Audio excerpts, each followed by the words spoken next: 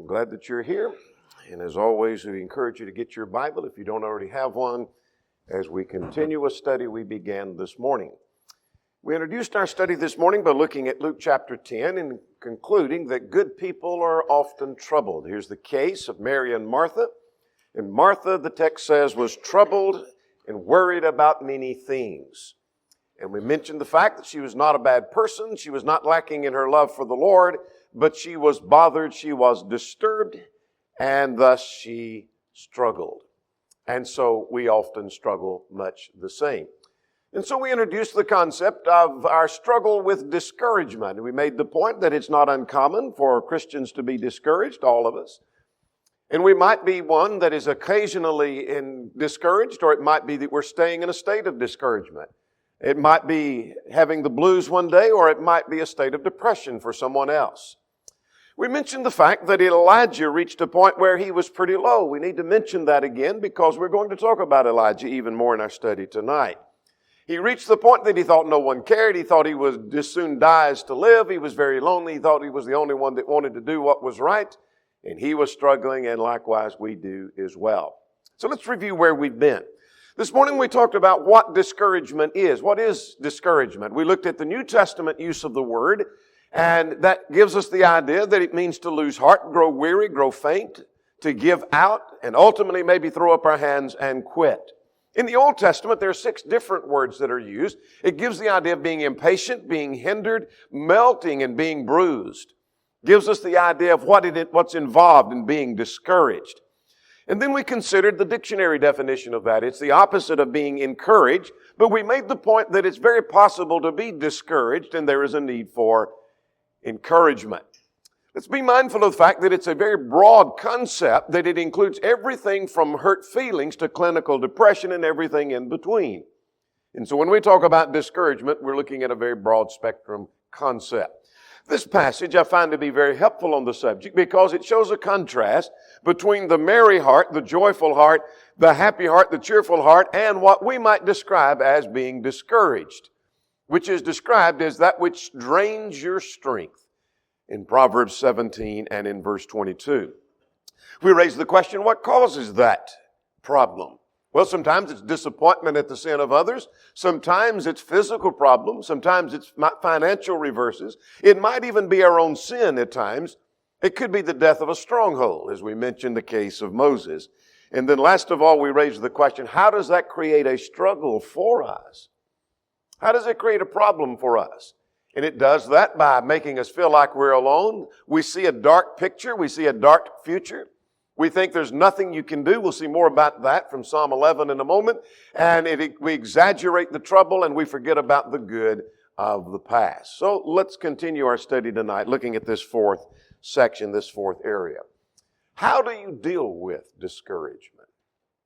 Now, of course, it's going to be different with reference to the fact one with clinical depression may have to deal with that much different than one who has absolute heartache. And that's going to be different than one who may have their feelings hurt somehow. And so there's various levels of discouragement. But let's give some biblical insight and some answer to how do you deal with discouragement. Let's begin looking at some things that don't help with discouragement. How so? Well, let's go back to Psalm 55. We were there earlier this morning. As I mentioned, Irvin Jensen calls this psalm the Psalm of the Sore Distressed. That may describe you at times. It may describe some of us at all times. The Psalm of the Sore Distressed. The psalmist set out, I want you to notice in verse 6, as we mentioned this morning, his problems were such that he said, "Oh, that I had wings like a dove, and then I would fly away and be at rest. I would wander far off, and I would hasten my escape," verse 8.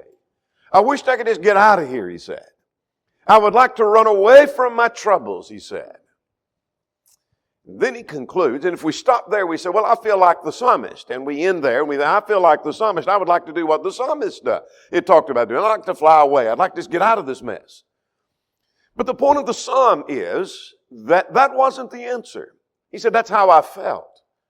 But when we get to the end of the psalm, and we don't have time to trace the entirety of the psalm, but I want to drop down now beginning at verse 16. He talks about making a change from the vantage point. He became confident through prayer. And notice at verse 15 or verse 16 he said, or verse 17, evening, morning, and noon I will pray and cry aloud. Look at verse 19. God will hear and afflict them. Because they do not change, therefore they do not fear God. You see, I have the enemy that's after me. I have the persecutor that's after me. I have my enemies that are seeking to destroy me. I wished I could fly away and be at rest, but I found out that really wasn't the answer. What I found out was I need to turn to God and pray to God. And he did. Now notice beginning at verse 22. He said, cast your burden on the Lord, and he will sustain you. He will never permit the righteous to be moved. And that continues on down. Look at the end of verse 23. He said, at the end of verse 23, I will trust in you. You see what the psalmist just said? He said running wasn't the answer. I thought if I could just run away, if I could just fly away, get out of this mess, everything's got to be better. And I said, I come to recognize that's not the answer. The answer was turn to God and pray to God, and I'll put my trust and my confidence in God. So what I'm learning from that is some things that don't help is running to escape. Let's go to 1 Samuel chapter 30. I want to suggest that wallowing in self-pity doesn't help either. And I recognize that one that is greatly discouraged may reach a low level where they begin to feel sorry for themselves. I'm sure Elijah kind of felt like licking his wounds some when he said, I alone am left. We'll come to him a little bit later. But let's go to 1 Samuel chapter 30. This is the case where the Amalekites attack Ziklag and take the wives of David and his men. And I want to notice what he does and what he doesn't do. So let's make our way through the first 6 verses of 1 Samuel. And so you scan through that. If you're a speed reader, read through that real quick and you'll say, well, I didn't see anything about self-pity. I didn't see the words there. I didn't see where he was doing that, but let's see what we find. Verse 1 tells us that it happened when David and his men came to Ziklag, the third day the Amalekites had invaded the south and Ziklag and attacked Ziklag and burned it with fire. And they had taken captive the women who were there from small to great and did not kill anyone but carried them away and they went away. So David and his men came to the city and there it was burned with fire and their wives and their sons and their daughters were taken captive. Now what would you do? You've just been attacked by the enemy. And you come to the city and find out it's been burned and destroyed, and your wives and your children have been taken. Your sons and your daughters have been taken. Well, David and his people, verse 4 said, lifted up their voices and they wept until there were no more power to weep. They sat down and they cried and they cried and they cried till they felt like, I can't shed any more tears. Have you ever done that? Well, I'm sure it's not because your city was burned or because your wives and your children were taken. But perhaps there's been something in your life where you say, I cried and I cried and I cried and I cried and I felt like I couldn't cry anymore. I don't think I have another tear to shed. That's the way David was. So I want you to notice at verse 5 that David's 2 wives were taken, the text says, and David was greatly distressed. Well, no kidding. He was greatly distressed, for the people had spoke of stoning him. Not only is he distressed because of what's happened to his family, but he's also distressed because the people, that is his own people, talked of stoning him because the soul of all the people were grieved. But David was strengthened himself in the Lord his God. You see what just happened? David has enough problem because he's weeping and he's crying over what has happened with the Amalekites. And now his own people think about stoning him because the blame is put on David for what's happened to them. David could have sat there and licked his wounds and began to cry about how bad things are. But I want you to notice what verse 6 says. But David strengthened himself in the Lord his God. David didn't sit in a pool of self-pity. And so I may have some praying things going on and I sat in a pool of self-pity. That doesn't help me at all. That's not going to help. That doesn't fix my problems. And obviously we'll just mention briefly because it's quite obvious to this crowd at least. 1 Peter 4 and verse 3 condemns social drinking. So that tells me that obviously that's not the answer. To drink is not, and to help me forget my problems, that's not the answer that's going to help with discouragement. Let's go to Elijah's case in 1 Kings chapter 19 where we were earlier. What did Elijah do? Now we left Elijah this morning with the picture. He's very discouraged and he says, I alone am left. I'd as soon die as to live. And if we end the story there, that's not a true accurate picture of Elijah. So let's see what he did and what he was told to do. Beginning at verse 4, we've already noted that he prayed to God. And while praying to God, he said, I'd just soon you take my life. And I'm paraphrasing that, of course. But that's one of the things that he did in the midst of his discouragement is he prays to God. Well, 1 Peter 5 and verse 7 says we're to cast our cares upon him because he cares for you. And so when you're discouraged, you're distressed, like David was, or like Elijah was, turn to God, obviously, in prayer. But that's not the end of the story. Let's go on to verse 11 now. Verse 10 is the one where the text says that the Lord said, or that Elijah said, I alone am left. But beginning at verse 11, he comes to remembrance with the help of God of the power of his God. That'll help us through our discouraging moments. So what happens at beginning at verse 11? The Lord said to him, go out and stand on the mountain before the Lord. And behold, the Lord passed by, and a great and strong wind tore the mountains, and broke the rocks in pieces before the Lord. But the Lord was not in the wind. And after the wind, an earthquake, and the Lord was not in the earthquake. And after the earthquake, a fire. And the Lord was not in the fire, and after the fire was a small voice. And so it was when Elijah heard this, he wrapped his face in his mantle and went out and stood at the entrance of the cave. And suddenly a voice came to him saying, what are you doing here, Elijah? And he answered and said, I'm very zealous for the Lord God of hosts, because the children of Israel have forsaken your covenants and torn down your altars and killed your prophets with a sword, and I alone am left, and they seek to take my life. Said the same thing he'd said earlier at verse 10. But here's what I want you to see. God is overwhelming him with his presence and with his power. He's being reminded of the power of God. So in the middle of our discouragement, like Elijah, and we think, I'm the only one trying to do what's right, I'd just soon die as to live. Being reminded of the power of God is part of the answer. Being reminded of how powerful our God is. We saw that this morning in Matthew chapter 10. Let's go a little bit further now, and I want you to notice beginning at verse 15. At the direction of God, he got busy doing the Lord's will. Perhaps that will help us as much as anything. Instead of sitting back and saying, you know what, I'm discouraged. Well, what are you doing? Well, I'm just sitting here. I'm just discouraged. I don't know what to do. I'm discouraged.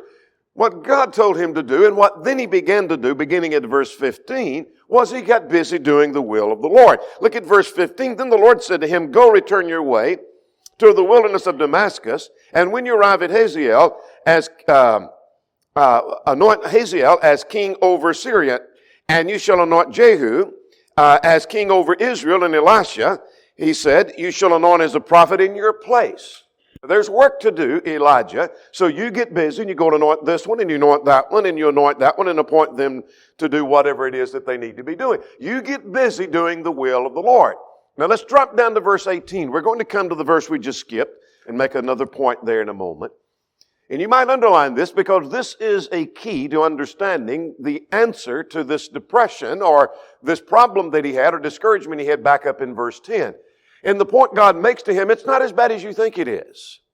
We mentioned this morning we often exaggerate our problems in the midst of discouragement, make them bigger than they are. And so did Elijah. I alone am left. That's an overstatement.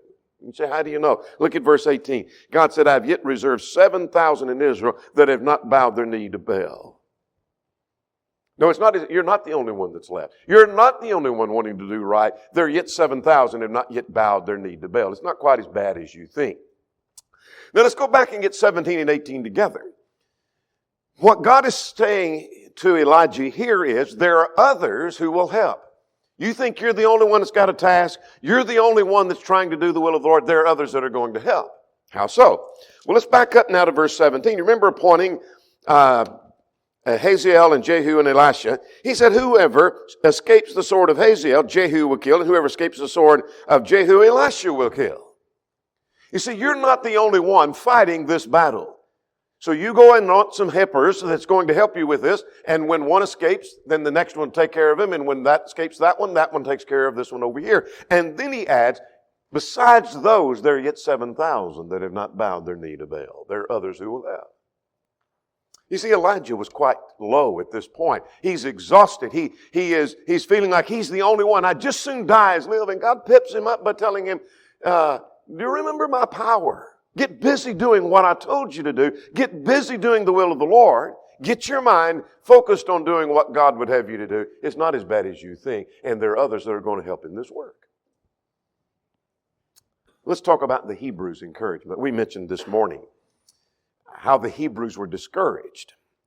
And I want you to consider some things that are listed right here, and we'll work our way through this list of things that were said to encourage these Hebrews. Now, before we look at the list, I want to go back to chapter 12 of the book of Hebrews. And I want you to notice in chapter 12, 3 references there in chapter 12. Obviously, just if you have even just a smattering knowledge of the book of Hebrews, you recognize that it is written to people who are greatly discouraged because of the persecution they are facing.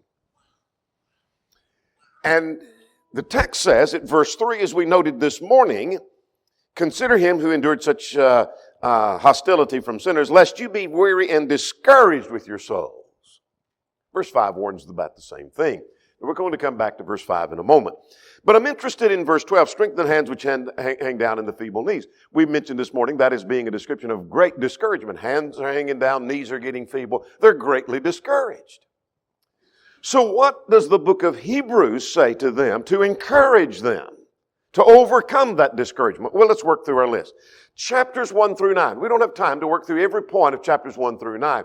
But the whole point of chapters 1 through 9 is saying you're on the right track. Don't let anyone move you from that. The pressure of the persecutors is to get you off of that track and get you to go back to Judaism. So chapters 1 through 9, Christ is the way. His priesthood is better. His sacrifice is better. His covenant is better. He is a better high priest, etc., etc. His sacrifice is better. So things are better and it is on the right track. Jesus is the right way. Don't let anyone move you off of that.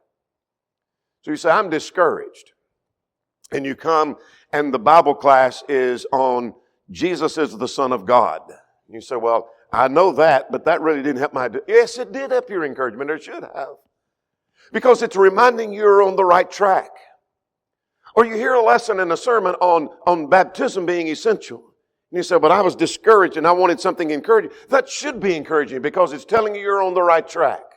If what you already believe and what you stand for is in harmony with the Scriptures, it's encouraging to know it's true. That's the point of chapters 1 through 9. They already believed Jesus to be the Son of God. They already believed in His sacrifice. It's reminding them that it's true. All right? With that in mind, let's go to chapter 6. Hebrews chapter 6. One of the things he says to them that's going to help them is consider the danger if you stay in the state of discouragement. And you need to come out of that. You need to press on. Because if you stay discouraged, notice the danger. Chapter 6 now. There's the danger of apostasy. For it is impossible for those who were once enlightened and having tasted of the heavenly gift and become takers of the Holy Spirit and tasted of the good word of God and the power of the age to come, if they fall away. If these pressures upon you and this discouragement is successful to lead you astray, what's the danger? To renew you again to repentance, seeing they crucify again to themselves the Son of God and put Him to an open shame. What's his point? His point is that if you stay in the state of discouragement, you're liable to apostatize. You're liable to depart, and when you depart, the chances of you coming back are slimmer than it was in you becoming a Christian in the first place. Now go back to verse 8. He said, here's what remains for them. But if the briars and thorns is rejected and near to be cursed, whose end is to be burned. Your end is to be destroyed. So what's the danger? Well, you could face destruction and apostasy and ultimately destruction. Let's go to verse 9 now. Here's one of the things that will encourage them. You've done this in the past. They're getting discouraged and thinking, maybe we just throw up our hands and quit. We're about ready to give out. We're tired of the pressure. You've endured pressure before. You can endure it now. Begin at verse 9 of chapter 6. We are confident of better things concerning you. Better things than what? Go back to verse 8. Whose end is to be burned. There will be those who go astray and ultimately be destroyed, but I'm confident of better things for you. Those to whom I'm writing. What makes you think that? Well, look at verse 10. For God is not unjust to forget your work and labor of love, which you've shown toward His name, in that you have ministered to the saints and do minister. You say God remembers and God will remember what you've done in the past, how you've endured in the past. And we desire, verse 11, that each one of you show the same diligence to the full assurance of hope unto the end. What's he saying? You were under trials and tribulation in the past and you endured, and if you'll do that now, you're going to be all right. How do I know you can do it now? Because you did it in the past. You had a struggle, you had a problem, and you overcame. You can do that again. Let's go to verse 13. one of the things that helps them in the midst of all this discouragement is to remember God's promises. Now, we won't develop the whole section, but verses 13 through 20 talks about God made a promise. And based on the promises of God, that tells me you can endure and you can press on. So notice at verse 13, when God made a promise to Abraham, because he could swear by no greater, he swore by himself, saying, surely I will bless you, and multiplying I will multiply you. And so after he had patiently endured, he obtained the promise.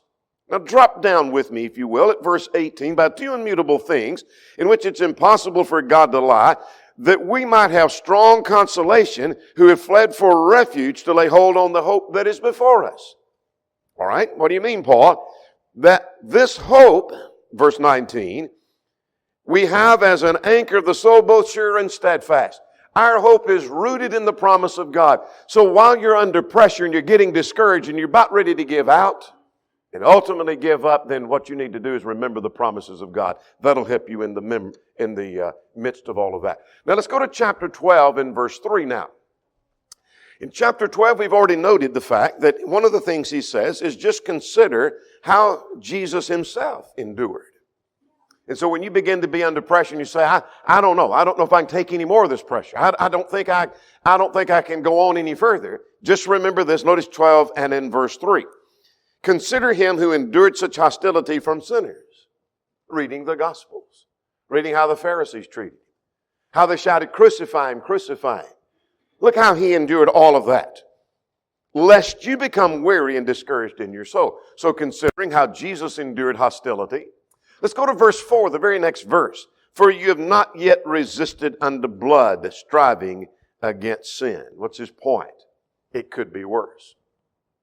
In other words, while you're still living and there's breath in you, you haven't yet succumbed to death. Some Christians did, but those that are reading it obviously hadn't. And so it could be worse. There's some who gave their life, and so you haven't given your life yet. You may have been persecuted. You may have been beaten. You may have been under trials, but you haven't succumbed to death yet. And so there's some encouragement to keep pressing on. It could be worse. Well, let's go further. Notice in chapter 12, beginning at verse 5, bad circumstances make us better. And so we think, well, bad circumstances are just terribly bad at all times, and nothing good could come from this at all. We'll see that from Psalm 11. That's a concept that some have in just a moment. But let's go now to beginning at verse 5. What do you mean bad circumstance? Well, the persecution they're facing. He said, have you forgotten exhortation which God speaks to you as to sons? My son, do not despise the chastening of the Lord, nor be discouraged when you are rebuked by him. For whom the Lord loves, he chastens and scourges every son that he receives. You say, what's that all about? What's that got to do with persecution? He's calling the persecution the chastening of the Lord. You say, how do you know that's what he's doing here? Notice verse 6. This qualifies it. This is a suffering for the cause of right. God chastens the son he loves and scourges every son he receives. This is a scourging or a chastening to the sons of God. So God is using the persecution as a chastening, as a father chastens a son. Now notice at verse 8, if you are without chastening, then you have become, of which you have become partakers, then are you illegitimate and not sons. So if you didn't face some kind of chastening, then you're not a legitimate child. Furthermore, we have human fathers who corrected us and paid us respect. Shall we not much more readily be in subjection to the Father of spirits and live? Well, let's drop down to verse 11. No chastening is joyful for the present. So just as a child is chastened, and it's not fun, it's not enjoyable, in fact, it may be miserable, but afterward it yields a peaceable fruit of righteousness. So likewise, this enduring persecution is not pleasant, but it produces good that comes from that. Makes us stronger, makes us better, makes us more capable of enduring another trial. So bad circumstances can often make us stronger to face another bad circumstance. And it may increase our faith. It may make us stronger. It may make us more dependent upon our God. So bad things can create some good within us. Now let's go to 12 and verse 12. His point here, we've already mentioned their hands hanging down and feeble knees.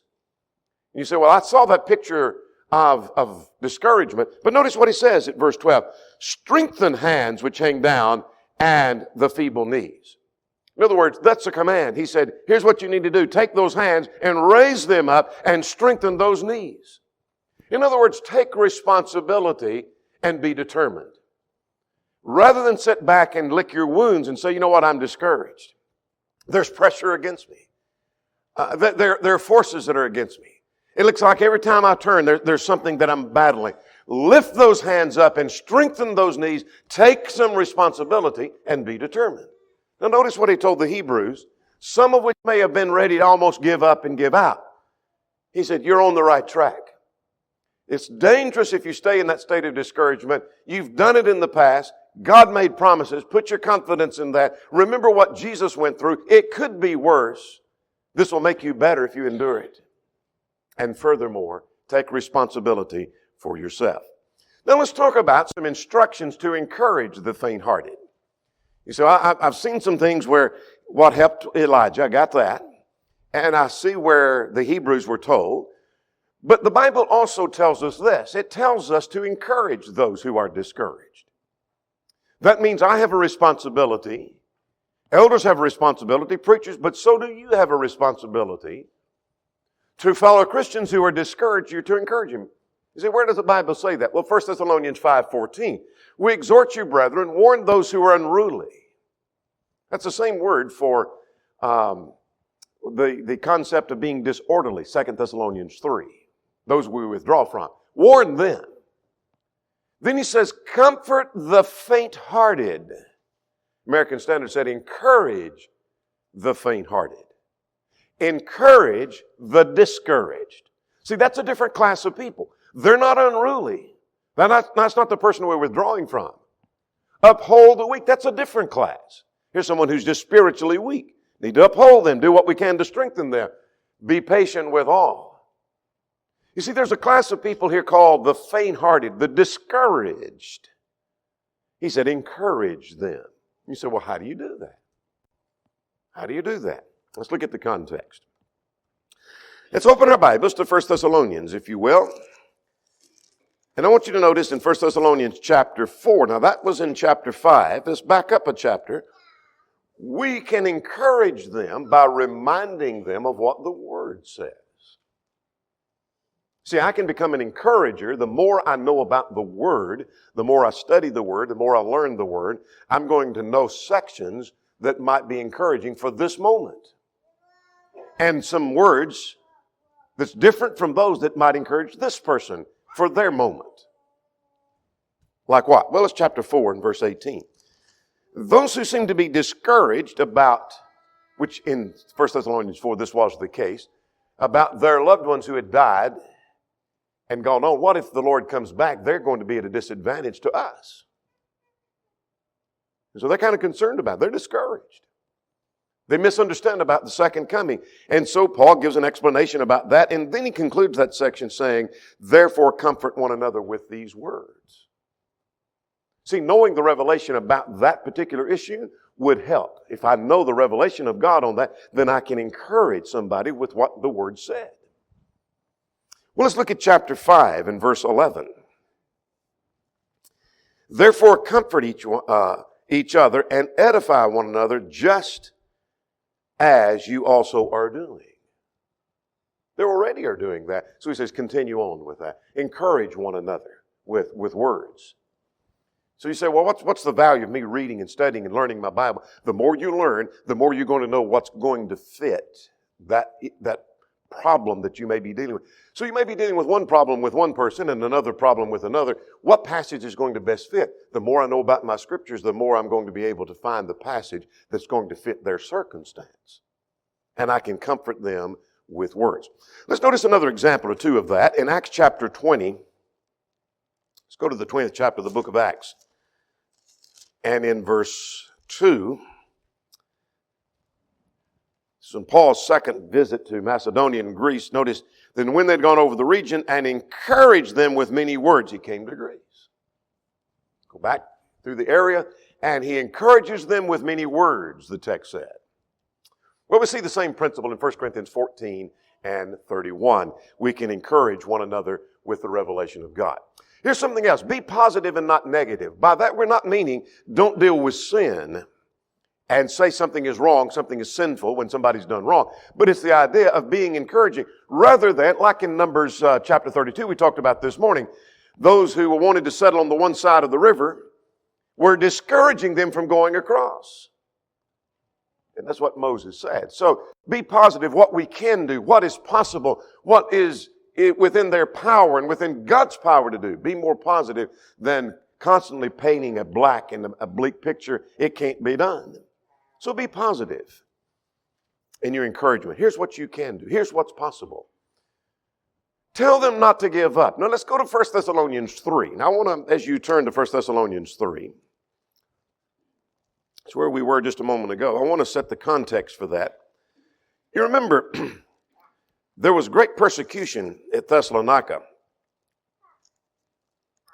And Paul left in a cloud of persecution.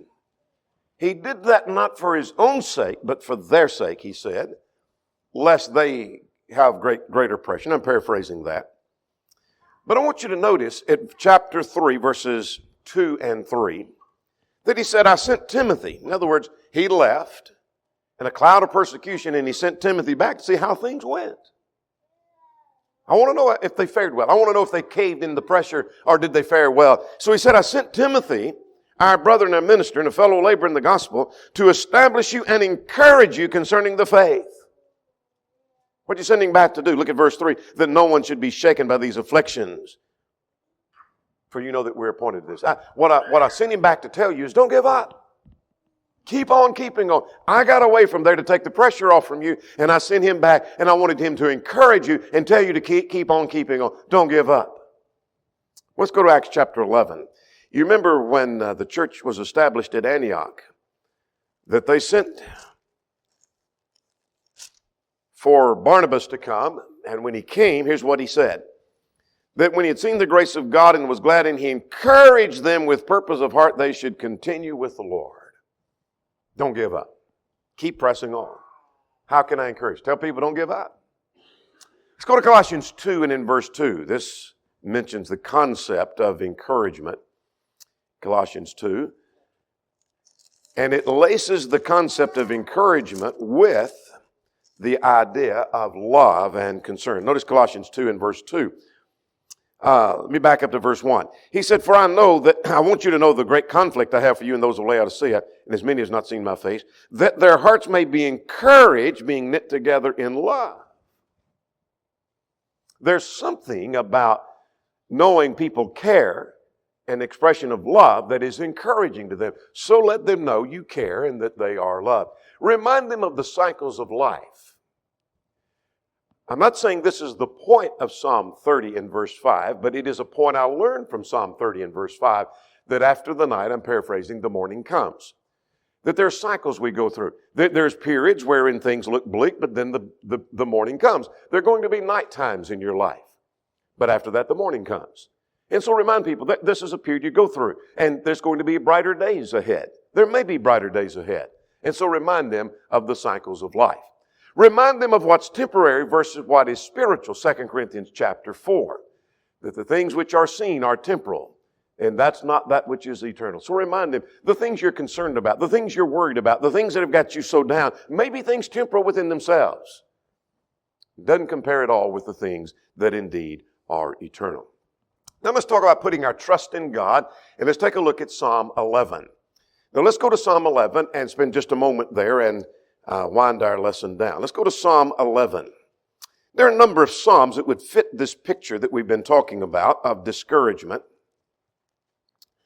But Psalm 11 is a picture where David's friends advise him to flee, as we saw in Psalm 55. I'm not saying Psalm 11 and Psalm 55 are talking about the same event. But what I am saying is that Psalm 11 is a case where David's friends were telling him, you need to run away. This may be the case of fleeing from Absalom, or it may be from fleeing from Saul. I don't know. But I want you to notice verses 1 through 3. The friends advised David, you need to flee, and here's why. There's nothing you can do. You're in a bad circumstance. There's nothing you can do about it. David disagrees, but let's get their picture first. He said, in the Lord I'll put my trust. How can you say to my soul, flee as a bird to the mountain, for look, the wicked bend their bow. They're ready to make their arrow on a string, that they may shoot secretly at the upright in heart. Now stop there and we'll come to the next verse in a moment. He said, here's what my friends are telling me. And how can you say this to me? You're telling me to flee to the mountain, get out of here, because they're setting their bows. They're about ready to shoot at you. Now verse 3.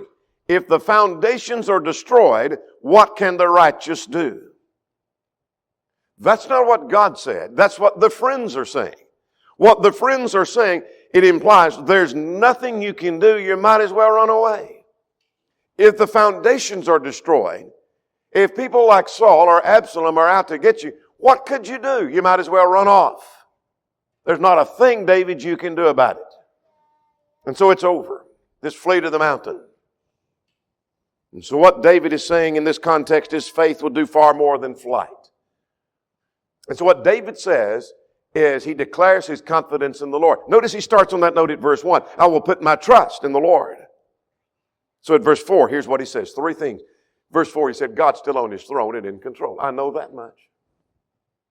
The Lord is in his holy temple and the Lord's throne is in heaven. His eyes behold and his eyelids test the sons of men. He said, I see that much. In verses 5 and 6, he said, the Lord tests the righteous but the wicked, and the one who loves violence his soul hates. Upon the wicked he'll rain coals, fire and brimstone and a burning wind. This shall be the portion of their cup. See, those who are my enemies, who are out to destroy me, God will take care of them. What about the righteous? Remember, there was nothing the righteous could do? Well, look at verse, he said, the Lord is righteous.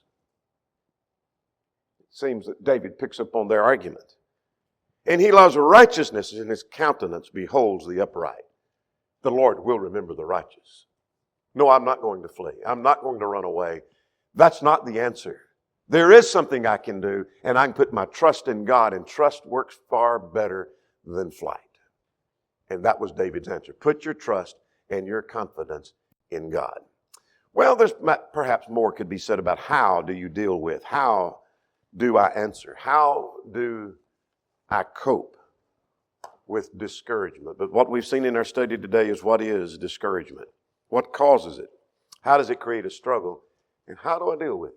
Perhaps the case of Elijah, the case of the Hebrews, or maybe the case of David, or some of these other passages will help encourage you.